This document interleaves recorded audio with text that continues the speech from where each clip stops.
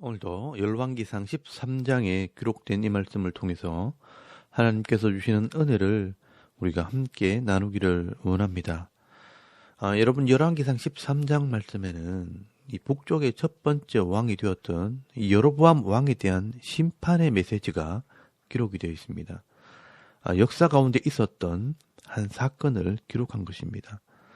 여러분, 이 여로보암 왕은 이 분열 왕국의 첫 번째 왕이 되었지만 이 단과 베델에 금송아지 우상을 세우고 이 백성들에게 섬기게 함으로 이 하나님의 마음을 아프게 했습니다.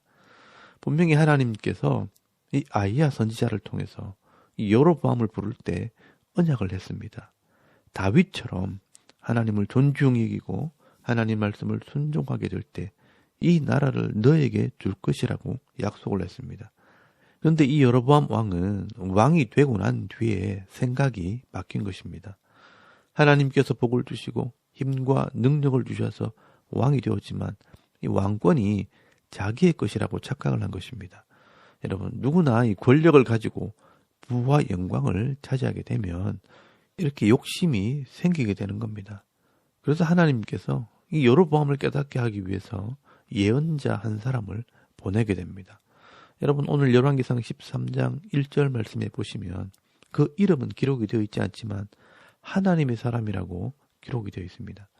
여러분, 이 하나님의 사람의 사역을 잘 보시길 바랍니다.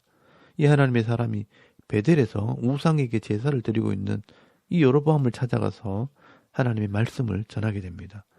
여러분, 2절에서 3절까지 말씀해 보시면 하나님의 사람이 제단을 향하여 여호와의 말씀으로 외쳐 이르되 제단아 제단아 여호와께서 이와 같이 말씀하시기를 다윗의 집에 요시아라 이름하는 아들을 낳으리니 그가 네 위에 분향하는 산당 제사장을 네 위에서 제물로 바칠 것이요 또 사람의 뼈를 네 위에 사르리라 하고 그 날에 그 징조를 들어 이르되 이는 여호와께서 말씀하신 징조라 제단이 갈라지며 그 위에 있는 재가 쏟아지리라 라고 예언의 말씀을 전하게 됩니다. 여러분, 이 여로보암 왕이 우상을 섬겼기 때문에 하나님께서 이 여로보암의 나라를 심판하시겠다는 것입니다. 다시 말해서 이 다윗의 집에 요시아라는 왕이 나오게 되면 너희 제단을 헐어버리고 또 제단 위에 뼈를 뿌리게 될 것이라 라고 말씀을 하신 것입니다. 그리고 이 일이 반드시 이루어진다는 징조로 지금 이 우상의 제단이 갈라져서 재가 땅에 쏟아지는 일이 벌어지게 된다라고 예언을 하게 됩니다. 그런데 실제로 역사를 살펴보면요, 이 하나님의 사람의 예언이 그대로 이루어지게 된 것을 보게 됩니다. 여러분, 열왕기하서 23장 15절 말씀에 보시면 이 예언이 그대로 이루어지게 됩니다. 또한 이스라엘에게 범죄하게 한 느밧의 아들 여로보암이 베델에 세운 제단과 산당을 왕이 헐고 또 그 산당을 불사르고 빻아서 가루를 만들며 또 아세라 목상을 불살랐더라. 요시아가 몸을 돌이켜 산에 있는 무덤들을 보고 보내어 그 무덤에서 해골을 가져다가 제단 위에서 불살라 그 제단을 더럽게 하니라. 이 일을 하나님의 사람이 전하였더니 그 전한 여호와의 말씀대로 되었더라라고 기록을 하고 있습니다. 근데 여러분, 당시에 이 여로보암 왕은 이 말을 믿지 않았고요. 또 분을 참지 못하고 그 자리에서 손을 펴서 저 사람을 잡으라고 명령을 하게 됩니다. 그런데 그때 갑자기 이 여로보암의 손이 말라서 굳어버리는 표적이 나타나게 됩니다. 이 여로보암이 뻗은 손이 그대로 굳어버린 것입니다. 그리고 이때 하나님의 사람의 말대로 우상을 섬기던 이 번제단이 갈라지면서 재가 땅에 쏟아지는 일이 벌어지게 됩니다. 순식간에 이런 일이 벌어지고 또 이 하나님의 사람의 말대로 이 번제단이 갈라지고 재가 쏟아지는 것을 본 이 여로보암 왕은 두려움을 느끼게 됩니다. 아마 이때 사람들은 눈앞에서 이 왕의 손은 펴진 채로 굳어져 꼼짝도 못하고 또 이 하나님의 사람의 말대로 번제단은 갈라져서 재가 쏟아지고 연기가 피어오르게 될 때 모든 사람들이 당황을 했을 것입니다. 그때 이 여로보암이 마음을 바꾸어서 하나님께 기도하여 내 손을 성하게 좀 해달라고 요청을 합니다. 그럴 때 이 하나님의 사람이 하나님께 기도하게 되고 놀랍게도 이 여로보암 왕의 손이 원래대로 돌아오게 됩니다. 이렇게 하나님께서는 표적이라는 방법을 통해 이 여로보암에게 하나님의 뜻을 전하게 됩니다. 이 여로보암이 단과 베델에 금송아지를 세우고 우상을 섬기듯 하나님을 섬기는 것이 잘못되었다는 것을 알게 하시는 것입니다. 여러분, 이것이 바로 하나님의 방법입니다. 하나님께서는 이 하나님의 뜻을 전하기 위해서 여러 가지 방법을 사용하십니다. 하나님 말씀이 기록되기 전에는 꿈이나 환상을 통해 말씀하기도 했습니다. 여러분, 민수기 12장 6절 말씀에 보시면 이르시되 내 말을 들어라. 너희 중에 선지자가 있으며 나 여호와가 환상으로 나를 그에게 알리기도 하고 꿈으로 그와 말하기도 하거니와 라고 말씀을 합니다. 그런데 그 사람이 하나님을 잘 알지 못하고 믿음이 없는 사람에게는 사람이 할 수 없는 이런 기적이나 표적을 통해 이 하나님의 뜻을 전달하게 되는 것입니다. 이 대표적인 예가 출애굽기서에 나오는 이 바로 왕 같은 경우입니다. 이 바로 왕이 내가 하나님을 알지 못한다고 할 때 하나님께서 10가지 재앙을 통해 내가 여호와인 줄을 알게 하리라 하면서 이 10가지 기적을 보여주신 것입니다. 그러나 여러분, 신약시대는요, 이미 예수님께서 십자가로 우리의 죄값을 지불하시고 구원을 완성하셨고요.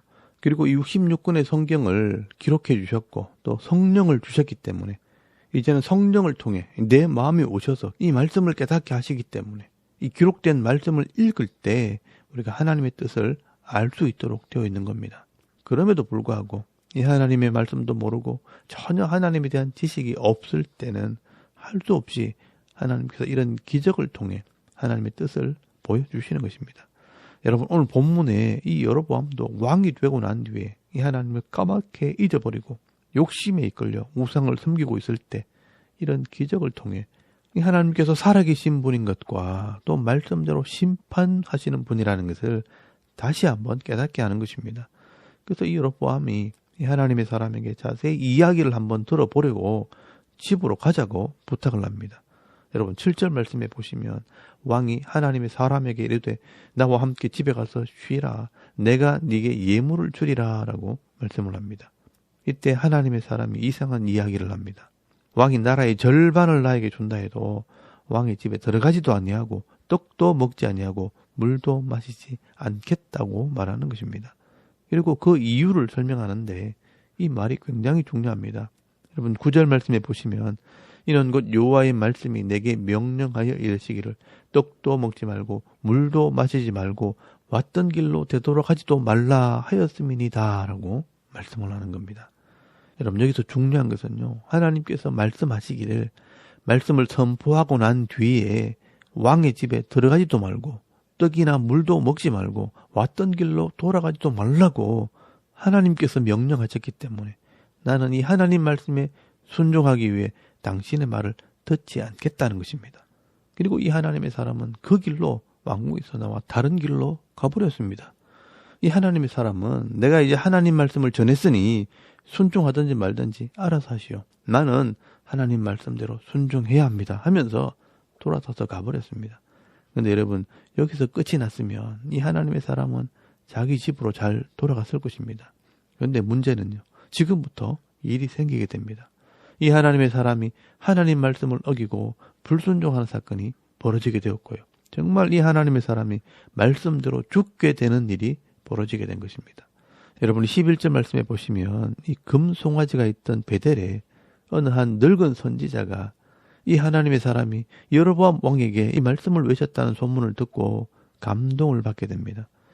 내가 비록 하나님의 선지자였지만 여로보암 왕이 두려워서 아무 말도 못하고 있었는데 어떤 젊은 선지자가 담대하게 이 여로보암 왕이 죄를 지적하고 예언을 했다는 말을 듣고 그 젊은 선지자를 불러서 식사라도 한번 대접해야 되겠다라고 생각을 한 것입니다.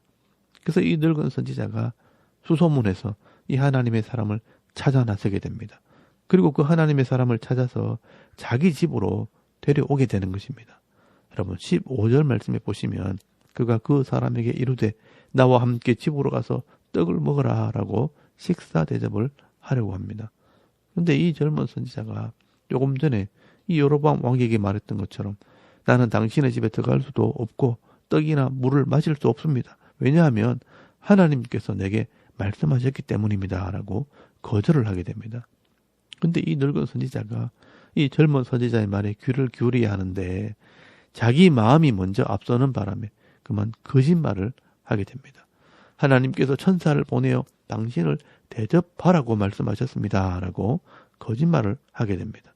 여러분 18절 말씀에 보시면 그가 그 사람에게 이르되 나도 그대와 같은 선지자라. 천사가 여호와의 말씀으로 내게 이르기를 그를 네 집으로 데리고 돌아가서 그에게 떡을 먹이고 물을 마시게 하라 하였느니라 하니 이는 그 사람을 속임이라 라고 말씀을 합니다. 여러분 여기 잘 보시면 분명히 이는 그 사람을 속임이라 라고 말씀을 합니다. 그런데 왜 이 늙은 선지자가 이렇게 거짓말을 했을까요? 여기는 여러 가지 의견이 있습니다. 정말 이 젊은 선지자에게 감동을 해서 이 대접하려는 욕심이 앞섰기 때문이라고 보시는 분들도 있고요. 아니면 이 베델의 늙은 선지자가 시기가 나서 이 하나님 말씀을 어기게 하려고 고의로 그랬다라고 보시는 분도 있습니다. 근데 제가 볼 때는 자기가 하지 못한 일을 이 젊은 선지자가 하는 것을 보고 감동을 했을 가능성이 더 커 보입니다. 어쨌든 이 젊은 선지자는 이 늙은 선지자가 하나님께서 자기를 대접하라고 말씀하셨다고 하니까 그 말을 믿고 함께 그 집으로 들어가서 떡과 물을 먹고 마시게 됩니다. 근데 여기서 놀라운 일이 벌어지게 됩니다. 이 젊은 선지자를 데리고 온 늙은 선지자의 마음에 하나님께서 말씀을 주시는 것입니다. 여러분 20절 말씀해 보시면 그들이 상 앞에 앉아 있을 때 여호와의 말씀이 그 사람을 데려온 선지자에게 임하니라고 말씀을 합니다. 이 늙은 선지자는 우상을 보고 아무 소리도 못하고 있었던 나약한 선지자였고 또 이 젊은 선지자는 하나님 말씀을 끝까지 순종하지 못하고 떡과 물을 마심으로 불순종한 선지자가 되어버렸습니다. 하나님께서는 이 두 사람에게 깨닫게 하는 말씀을 주신 것입니다. 여러분 21절에서 22절까지 말씀해 보시면 그가 유다에서부터 온 하나님의 사람을 향하여 외쳐 이르되 여호와의 말씀에 네가 하나님 말씀을 어기며 네 하나님 여호와께서 네게 내리신 명령을 지키지 아니하고 돌아와서 여호와가 나더러 떡도 먹지 말고 물도 먹지 말라 하신 곳에서 떡을 먹고 물을 마셨으니 네 시체가 네 조상들의 묘실에 들어가지 못하리라 하셨느니라 하니라라고 말씀을 하는 겁니다. 아마 이 두 선지자는요 둘 다 깜짝 놀랐을 것입니다. 이 늙은 선지자는 하나님의 사람에게 거짓말을 해서 불순종하게 만들었고 또 이 젊은 선지자는 사람의 말에 속아서 하나님 말씀을 불순종했기 때문에 깜짝 놀랐을 것입니다. 그리고 진짜 이 하나님 말씀대로 그 하나님의 사람은 집으로 돌아가다가 사자를 만나 죽임을 당하게 됩니다. 그래서 성경에 이 하나님의 사람을 여호와의 말씀을 어긴 사람이라고 기록을 하고 있습니다.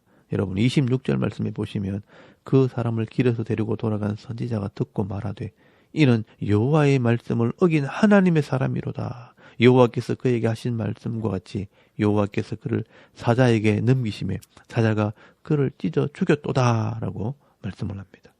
그래서 이 늙은 선지자는요 미안하고 안타까운 마음으로 이 젊은 선지자의 장례를 치러주게 됩니다.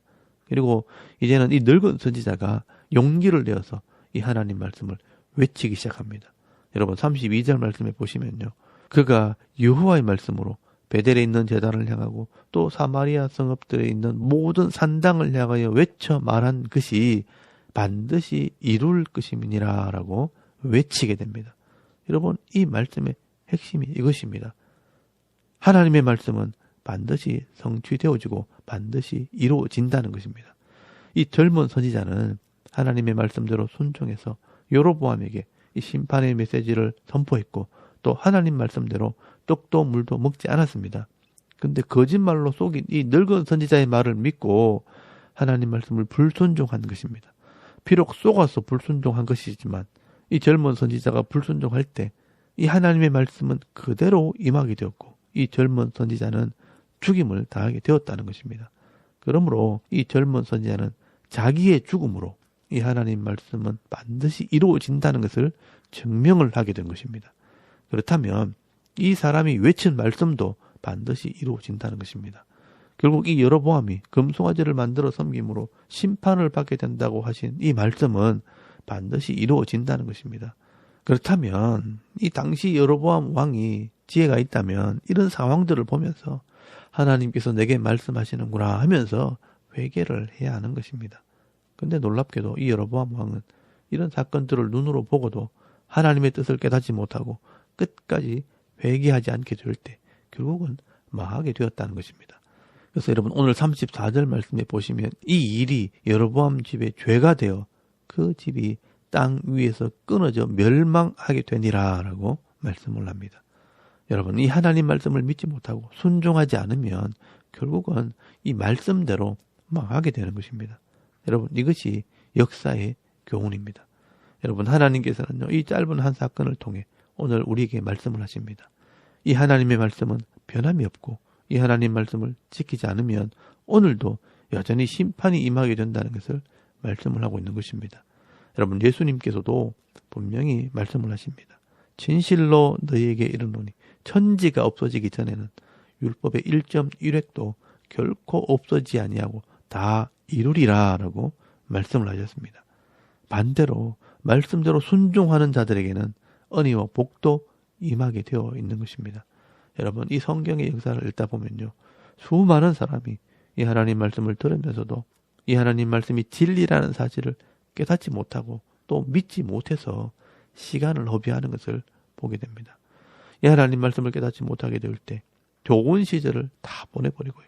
나이가 들고 머리가 희끗해져서 돈도 없고 힘도 없게 되었을 때 말씀대로 하는 게 맞았는데 하면서 후회하는 사람들이 많이 있습니다.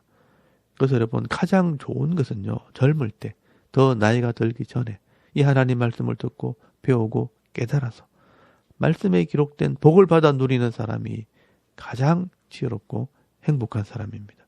여러분 전도서 말씀해 보시면요. 이 솔로몬이 뭐라고 하는 줄 아십니까? 너는 청년의 때에 너의 창조주를 기억하라. 곧 곤고한 날에 이르기 전에 나는 늙어서 아무 낙이 없다고 할 해들이 가깝기 전에 그렇게 하라라고 말씀을 합니다. 더 늙기 전에 죽음이 오기 전에 그렇게 하라라고 말씀을 하는 겁니다. 여러분 이 하나님 말씀은요. 처음부터 진리였고요. 종말이 와도 진리가 될 것입니다. 이 말씀을 깨닫고 믿음으로 순종하는 자들은 내 인생이 복을 받게 될 것입니다. 오늘 저와 여러분도 이 하나님 말씀이 진리고 또 반드시 이루어진다는 것을 믿는다면 이 악인의 길을 따르지 말고 죄인의 길에 서지도 말고 이 하나님 말씀을 깨달아 순종함으로 의인들에게 주시는 복을 받아 누리시고 또 하나님께서 주시는 이 평안의 복을 받아 누리며 살아가는 정말 지혜로운 성도들이 다 되실 수 있기를 주의 이름으로 축원합니다. 아멘. 우리 잠깐 기도드리겠습니다. 오늘도 이 하나님 말씀대로 작은 것 하나라도 순종하는 복된 삶이 되게 하옵소서. 섬기는 교회와 가정과 직장과 자녀들을 위해서 기도하시고요. 또 개인의 기도 제목을 따라서 기도하고 오늘 하루 삶을 또 시작할 수 있길 바랍니다. 다 같이 우리 하나님께 한번 기도드리겠습니다. 살아계신 하나님 은혜를 감사합니다. 오늘도 이 아침에 하나님을 예배하겠습니다.